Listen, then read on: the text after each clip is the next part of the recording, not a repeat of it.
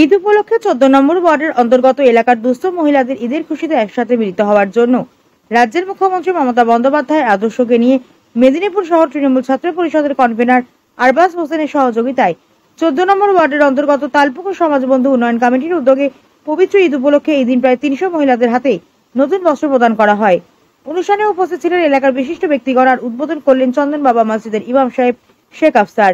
আরবাজ হোসেন বলেন, মুখ্যমন্ত্রী মমতা বন্দ্যোপাধ্যায়ের আদর্শ ও নীতি ধর্ম যে যার উৎসব সবার এই বার্তা নিয়ে আগামীকাল সবথেকে বড় উৎসব ঈদ। এই ঈদের কিছু মানুষের মুখে হাসি ফোটানো এই ছোট্ট উপহার তুলে দিলাম এলাকার মায়েদের হাতে। ইমাম সাহেবের হাত দিয়ে আমাদের আজকের এই বস্ত্র বিতরণের শুভ সূচনা হলো।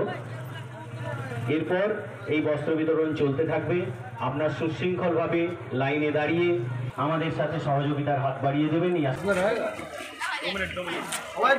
তালপুকুর বন্ধু কমিটির ব্যবস্থাপনায় আরবাজ আজকের এই পবিত্র ঈদের আমাদের শুরু এলাকার জনাব আরবাজ হোসেনের সহযোগিতায় যে বস্ত্র বিতরণ মেহফিলের আয়োজন করা হয়েছে পবিত্র ঈদ উপলক্ষে, সেই বস্ত্র বিতরণ মেহফিল চলছে।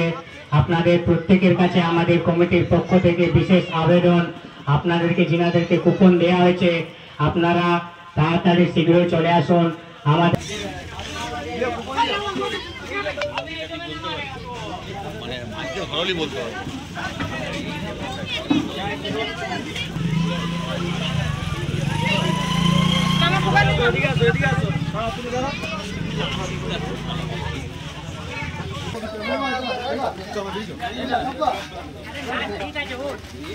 অভিনন্দন জানাই।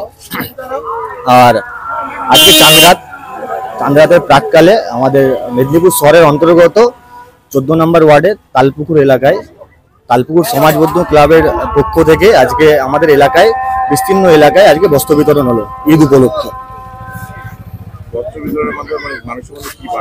মানুষের মধ্যে বার্তা বলতে এইটা খুশির ঈদ, এটাতে আমরা সবাই একসঙ্গে খুশির সঙ্গে ঈদ পালন করব, এটাই আমাদের বার্তা থাকবে। সবাই ভালো থাক, সুস্থ থাক।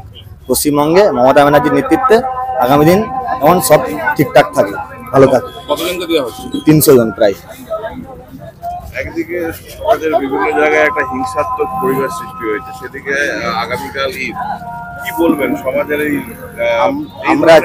আমরা চাই যে মমতা ব্যানার্জির নেতৃত্বে পশ্চিমবঙ্গে আমরা সকলেই একে অপরের প্রতি মিলেমিশে থাকি এবং আমরা কালকে ঈদের নামাজ পড়ে দোয়া করব আমরা হিন্দু, মুসলিম, শিখ, ইসাই, খ্রিস্টান আমরা সবাই যেমন একসঙ্গে থাকতে পারি।